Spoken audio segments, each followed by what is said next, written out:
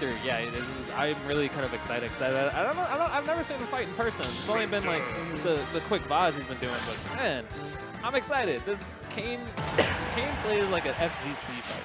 Yeah, he does definitely, and you know I noticed Kain does have a bit of a jumping habit, so let's see if Frosty picks up on that. Yeah, I'm gonna start PS1 and probably just feel each other out for a second. Though you can't. Okay. Oh. You know, that up B out of shield looks pretty slick from Richter over there. I like when Frosty does that because he uses it like height, you know? Gets you out of tough situations. Yeah, and it seems like to be a good like combo finisher too, you know, just for racking up damage. As we just saw over there with that drag down. You know, I always, you know. Wow. I know. That was almost a stock, dude. Oh, okay. Right now, it's just both players pushing each other off, and that's not going to kill. Both players getting the F smash. Wow, that's insane.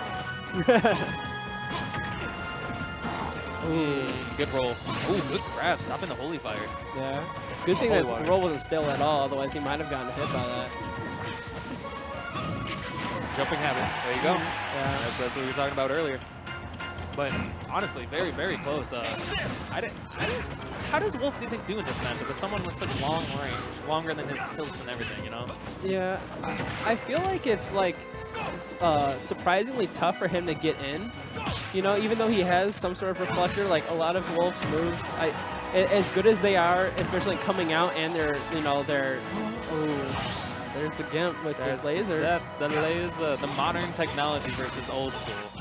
Right here. I feel like poor reads or even being slightly off leaves Wolf very vulnerable to a lot of hits, you know, especially thrown out by a Belmont. So like if he's on point, everything works, but if it's not, a lot of it works. Yeah. He has to be very precise. Almost pull off the top. Oh no. What was he, like maybe 10% off from actually getting a stock taken? Yeah, actually. Oh! Just waiting for the neutral get up and ballsy call by Frosty. I've noticed that was actually, you know, playing Crash Gear too. It might be a common Belmont kind of ledge trap of having, you know, the Holy Fire, Holy Water at the corner, and then having that down smash to cover literally every ledge option except for jump. Right. Yeah. Because you kind of have to, especially when it's there, you kind of have to jump back and basically are safe from like any sort of punish from that ledge, you know, option. Yeah. Right. And if you wait too long at the ledge, you know, you just get knocked off with that chain. Yeah, exactly. You get a clean scar wherever he hits you. I like the back air attempt, trying to take the stock, just trying to reset right now. And but what Frosty does really well is not his offense, but his defense, honestly, because Belmont's disadvantage stays pretty bad. Yeah, you know, for most characters to do well with a character like, you know, the Belmonts, even somewhat Wolf or like Snake, you know, you have to be very good and aware of your disadvantage state and how. Yo, is that gonna go? Not yet. Almost. Good DI. Good DI by Kain. Yeah, Kain not out just yet. Ooh, this is your chance. Frosty fishing a little bit for that up. Yeah, he's fishing for that. Here we go. Another up smash. 51%. 65. Ooh, I don't like that. Just because it wouldn't have killed anyway. I'd rather get the confirm. Ooh. Good job by Kain avoiding the fire, but Frosty's like, oh, I've already said ahead of you, man. This is page 2 of the Holy Water. Got another jump. I always found that the ending to me, it's like kind of memey and kind of BM at the same time. You know? I always feel slightly insulted, but I'm like, hey, it's kind of funny. Right. You're just like, wait a minute. Yeah. Except for, you know, Rickles actually one time gave me he physically did farewell to me. Yeah. No. Bye-bye. I got farewelled by Rickles. A little sad. Rickles can do whatever he wants. I love Rickles, yeah. Yeah, a lot of these guys just want to run it back. PS1, you know, thinking it's all about adapting. So, you know, if stage isn't a factor, it's all about the player. That was a free grab. Early air dives right there. Yo, Kain just being like... Yeah, I noticed also Kain does like the setup, like at least in the past, I've seen like he likes to kind of beat his opponent into setting up for grabs. Notice he went for a grab there, he had a grab earlier. But for something like that, someone like the Belmonts, you know, very, you know, sticky. He's not a sticky or slippery character, but you always feel like he is because he's always throwing something out. You know, Kain really has to adapt his play style. Yeah, definitely, and we're seeing that right now. Actually, just kill off the top. You got a down air on the platform. on. Gotta be careful. Yeah. I know, but wow. You always think, you know.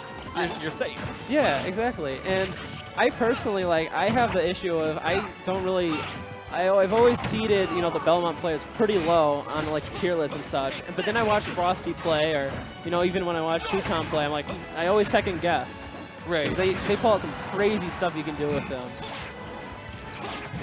You know, as long. Ooh. Ah. Yeah, all of his projectiles, especially the softer ones, combo into either another projectile or getting hit with that big fat chain. That's a thick chain, man. It's just you need a permit to have that chain. That thing does damage. Right now, 125, but Frosty looks like having all the momentum. He's being wow, that angle. Yeah.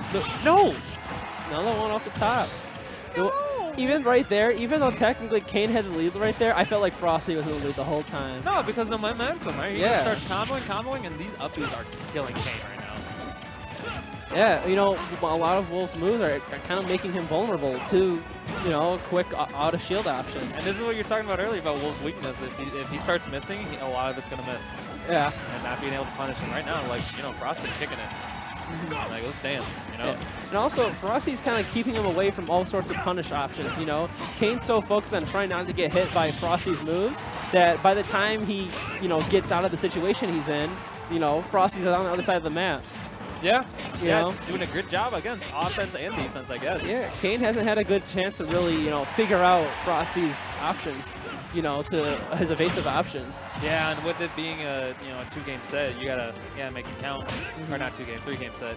Yeah. However, he did catch on to the up B out of shield, or the up B from the ledge, and was able to close out that stock 2 seconds ago. Ah, overextension. That was a good stuff by Kain, but I feel like he's not doing enough. Like, he's getting up smashes off the random, not the random up Bs, but like the right there. But like, maybe you can do something more. Maybe back here, get him off the edge. You know, put him in a situation where it's not all stage. Yo, good parry. Yeah. However, it is tough to kind of move. Oh, almost got another one. Oh wait, what was that? Interesting read. I think that was panic mode. Yeah, maybe he's going for the ghost of Simon Belmont over there. In the right. For what was he? Just, what is he like? Isn't he like Richter's like great grandfather? Something like that. I know Simon's one of the OGs. Oh no! Good tech. Good tech. Oh, went for too hard of a read. Yeah, I just wanted those things so much. You know, good stuff. That was a really last stock. Really good stuff. But just Kain's punish game was not on point. That was up. He was going unpunished for the most part. Richter. Yeah, how old is Richter? And also, like, is there any more family members? I'm not familiar with Castlevania, but like, do they have like a family tree of demon vampires? It's like